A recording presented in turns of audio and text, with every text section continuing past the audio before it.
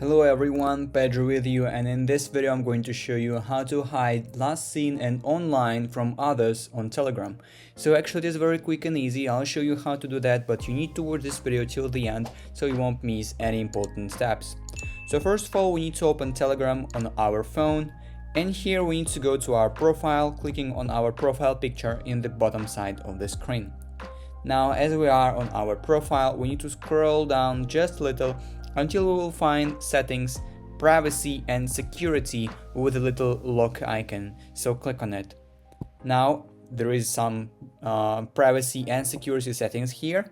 If you scroll down just a little, you will find some privacy settings, and the second one is last seen and online. So if you click on it, you will see that now it is set to everybody, so everybody can see your last seen when you were last logged to your account.